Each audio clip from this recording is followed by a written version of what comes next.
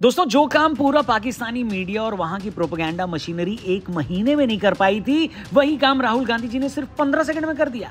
जी हां, 3 जून को भोपाल में उन्होंने एक ऐसा बयान दिया जिसे पूरे पाकिस्तानी मीडिया ने लपक लिया है। राहुल गांधी जी ने एक प्रोग्राम में कहा कि अमेरिका के राष्ट्रपति डोनाल्ड ट्रंप का मोदी जी के पास फोन आया और वो बोले, नरेंद्र सरेंडर। और इसके जवाब में भारतीय प्रधानमंत्री नरेंद्र मोदी ने कहा, जी हुजूर। नरेंद्र सरेंडर और जी हजूर करके नरेंद्र मोदी जी ने ट्रंप के इशारे का पालन किया। राहुल गांधी का यह बयान सामने आते ही पूरे पाकिस्तानी मीडिया ने उसे लपक लिया।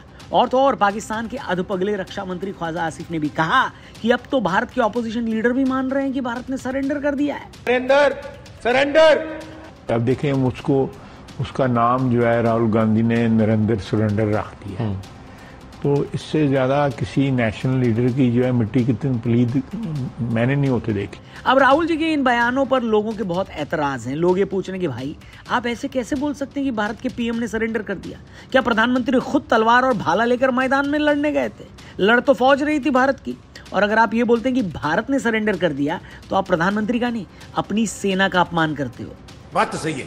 दूसरी बात, जब भारत पहले ही इतने दिनों से चाइना और पाकिस्तान के झूठ से लड़ रहा है, विदेशी अखबारों में बैठे इन देशों के एजेंटों के चलाए नैरेटिव से भारत लड़ रहा है, यहां तक कि भारत सरकार ने इस नैरेटिव वॉर को जीतने के लिए अपना पूरे का पूरा डेलीगेशन विदेशों में भेजा हुआ है। ऐसे टाइम में देश की ऑपोजिशन पार्टी का नेता ही ऐसी बातें क्यों कर रहा है जो अपने ही देश के खिलाफ चली जाए? आप जरा सोचकर देखिए, शशि थरूर और बाकी नेता पिछले एक हफ्ते से दुनिया भर में घूम घूम कर ये बता रहे हैं कि 22 अप्रैल को पाकिस्तान ने भारत पे हमला कराया। इस हमले के बदले में हमने पाकिस्तान के 9 आतंकी ठिकानों पर हमला किया। फिर जब पाकिस्तान नहीं माना तो हमें उनके एयरबेस पर भी हमला करना पड़ा। ये रहे भारत के हमले के सबूत। मतलब ये लोग पूरी दुनिया को कन्विंस करने की कोशिश कर रहे हैं कि भारत को ऑपरेशन सिंदूर में ये सक्सेस मिली है। लेकिन ठीक इसी टाइम राहुल गांधी बोल देते हैं कि भारत के पीएम ने सरेंडर कर दिया। आप खुद सोचिए, दुनिया ऐसे टाइम में क्या सोचेगी?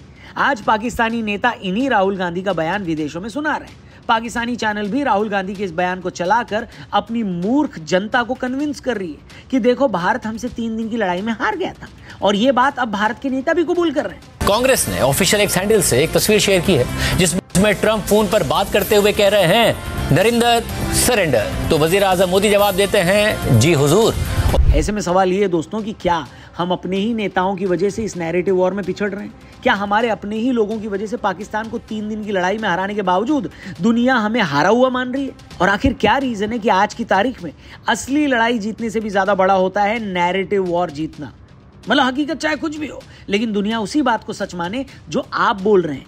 मगर ये होगा कैसे? पर इससे पहले कि हम लोग आगे बढ़े, एक चीज आप ये बताइए, हर कोई अपना फोन लेकर ट्रेडिंग कर रहा है, पर कौन सी ऐप चुने हर बार कंफ्यूजन रहती है। चलिए मैं आपको एक बेस्ट ऑप्शन बताता हूं। ट्रेडिंग से अगर आप पैसे कमाना चाहते हो तो पॉकेट ब्रोकर एक बेस्ट प्लेटफॉर्म है। यहां पर आप 130 प्लस एसेट्स में ट्रेड कर सकते हो। बस चार्ट का मूवमेंट प्रेडिक्ट करना होता है, ऊपर या नीचे। स्टार्ट करने के लिए बस अकाउंट बनाना है, सिर्फ कुछ ही सेकंड्स का काम है। अगर आप मेरा प्रोमो कोड RJ25 यूज करते हो तो आपको मिलेगा 100% बोनस पहले डिपॉजिट पर। और अगर आप बिगिनर हो तो एक टेलीग्राम ग्रुप भी है जहां आपको सिग्नल्स और नॉलेज दोनों मिलेंगे। लिंक पिन कमेंट और डिस्क्रिप्शन में दिया हुआ है, जाकर जरूर ज्वाइन करिएगा। मैं आपको एक ट्रेड लेकर दिखाता हूं। देखो, यहां पर हमने प्रेडिक्ट किया कि चार्ट ऊपर जाएगा और जैसे ही गया प्रॉफिट मिल गया। इसे आराम से हम विड्रॉ भी कर सकते हैं यूपीआई के सहारे। तो दोस्तों, डिस्क्रिप्शन और पिन कमेंट में जो लिंक दिया है उस पर क्लिक करो और मेरा प्रोमो कोड RJ25 जरूर यूज करना, जिससे आपको मिलेगा एक्स्ट्रा 100% बोनस डिपॉजिट पर। टेलीग्राम का लिंक भी मैंने दिया है जिससे बिगिनर्स को हेल्प हो सके। वीडियो में आगे बढ़ते हैं। Thank you.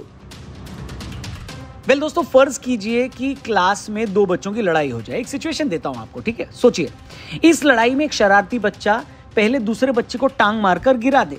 उसके बाद जिस बच्चे को गिराया गया है वो खड़ा हो और शरारती बच्चे को 2 झापड़ मार दे। मगर इससे पहले कि कोई कुछ समझ पाता, वो बदमाश बच्चा जोर जोर से रोते हुए प्रिंसिपल के कमरे में चला गया। उसकी आंखों में आंसू थे, गाल पर थप्पड़ के निशान थे और उसने रोते हुए प्रिंसिपल को बताया कि मैडम, इस लड़के ने मुझे बिना बात के थप्पड़ मारा और मेरी शर्ट फाड़ दी।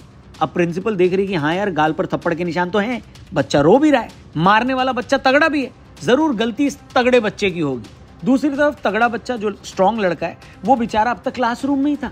वो तो पीछे पीछे प्रिंसिपल के कमरे में भी नहीं गया और धीरे धीरे खबर ये फैल गई कि तगड़ा बच्चा बुली करता है, परेशान करता है।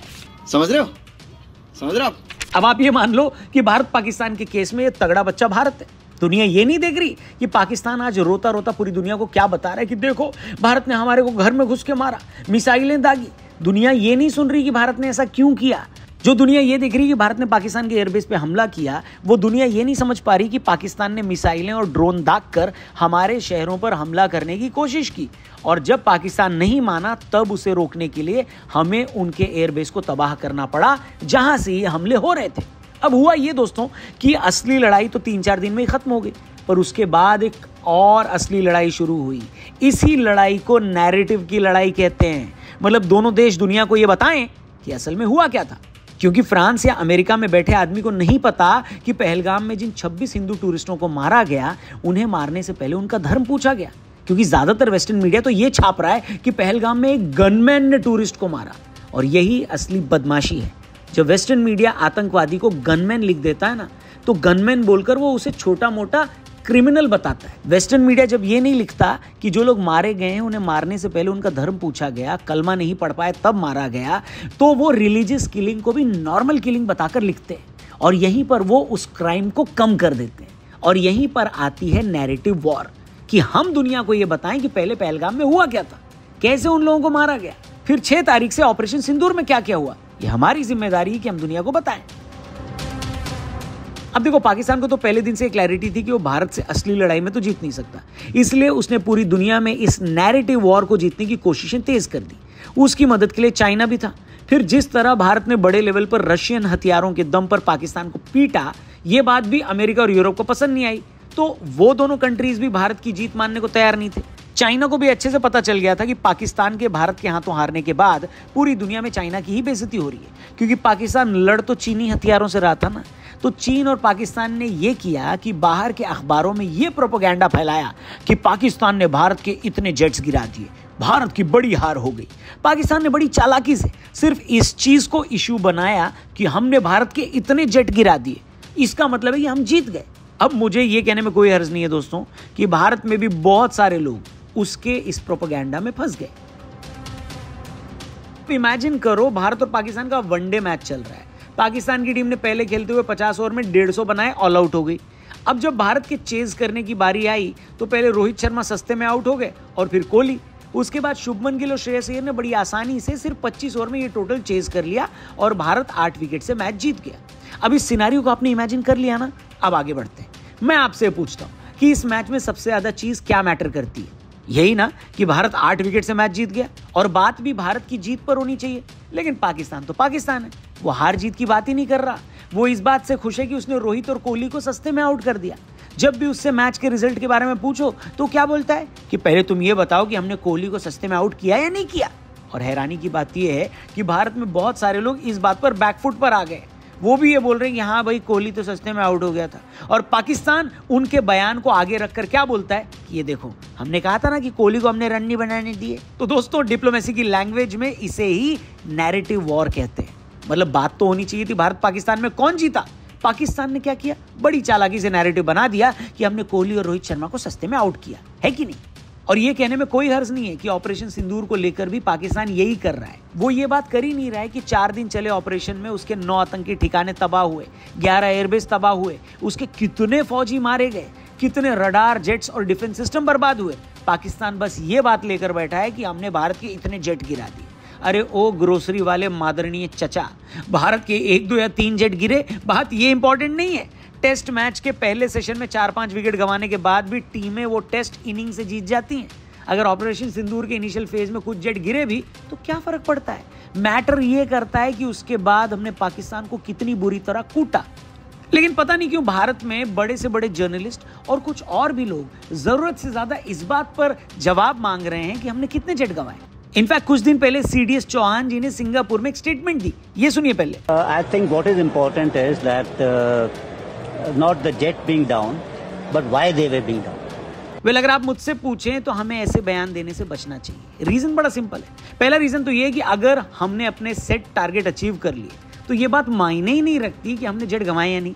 दूसरी बात, अगर नुकसान हुआ भी है तो उसे एक्नॉलेज करके अपने दुश्मन को एक साइकोलॉजिकल विक्ट्री क्यों देना। तीसरी बात, जब हम खुद ये मानते हैं कि ऑपरेशन सिंदूर अभी चल रहा है तो उस चलते ऑपरेशन के बीच में वैसे भी ये बात बिल्कुल नहीं बोलनी चाहिए कि हमें नुकसान क्या हुआ है। और चौथी और सबसे इंपॉर्टेंट बात, जब हम ये अच्छे से जानते हैं कि हमारा दुश्मन बस इसी बात को मुद्दा बना रहा है कि उसने हमारे कितने जेट गिराए, तो हम उसी मुद्दे पर क्यों जस्टिफिकेशन दे रहे हैं? क्योंकि अगर भारत ने पाकिस्तान के आतंकी ठिकाने बर्बाद किए, वहां के एयरबेस तबाह किए, तो हमने तो उसके सैटेलाइट सबूत दिए कि नहीं दिए। उसी तरह अगर पाकिस्तान किसी चीज पर विक्ट्री क्लेम कर रहा है तो उसे खुद उसके सबूत देने दो, हम क्यों उसके बारे में बोल रहे हैं भाई। लेकिन पता नहीं क्यों ये कुछ बेसिक बातें हमारे यहाँ के कुछ लोगों को समझ में नहीं आती। उसी तरह राहुल गांधी जी या कोई भी नेता जब ये बोलता है ना कि भारत ने सरेंडर कर दिया, तो क्या उसे ये नहीं पता कि इस बात का क्या मतलब है। आपको पॉलिटिक्स करना है, करो बाबा, लेकिन किसी एक ऐसे मामले पर पॉलिटिक्स आप कैसे कर सकते हैं जिसमें पूरे देश की इमेज खराब होती है। अगर आप अपने पीएम को ये बोलते हैं कि हमने सरेंडर कर दिया, तो इसका मतलब ये है कि आप ये बोल रहे हैं कि हमारी आर्मी ने सरेंडर कर दिया। मतलब आप ये बोल रहे हैं ना कि एज अ कंट्री हमारी फौज पाकिस्तान से हार गई। और जब आप ऐसी बातें करेंगे तो आप पूरी दुनिया में अपने देश का सिर नीचा करेंगे। हम ये क्यों नहीं समझते कि एक तरफ पाकिस्तान के साथ चीन की ताकत है, अमेरिका और यूरोप का बायस्ड मीडिया है, भारत में बैठे उनके यार हैं, भारत में रहकर पाकिस्तान की सॉफ्ट इमेज दिखाने वाले यूट्यूबर्स हैं, और भारत में रहने वाले ही उनके जिहादी हमदर्द हैं। और दूसरी तरफ भारत के पास क्या है? सिर्फ भारत के अपने लोग। अब इन लोगों में भी कुछ नेता लोग अगर अपने पॉलिटिकल फायदे के लिए देश को नीचा दिखाएंगे तो हम ये नैरेटिव वॉर कैसे जीत पाएंगे। और आज के टाइम में असली विजेता, असली विनर उसे ही माना जाता है जो असली वॉर हारने के बाद भी नैरेटिव वॉर जीत जाए।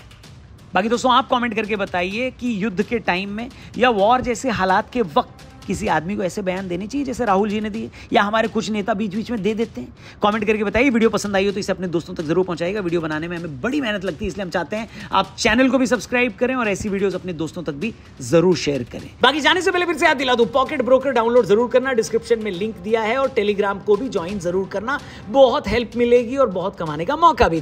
Thank you for watching. जल्दी मिलते हैं। जय हिंद, वंदे मातरम।